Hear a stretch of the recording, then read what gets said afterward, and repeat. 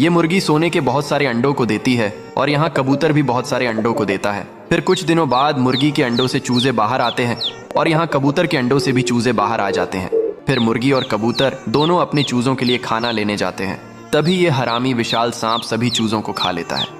फिर जब मुर्गी खाना लेकर वापस आती तो बाकी के बचे चूजे मुर्गी को सारी बात बता देते हैं। मुर्गी रोने लगती है, लेकिन यहाँ कबूतर सांप पर हमला कर देता है और सांप को मार देता है। फिर कबूतर रोने लगता है क्योंकि किसी ने लाइक सब्सक्राइब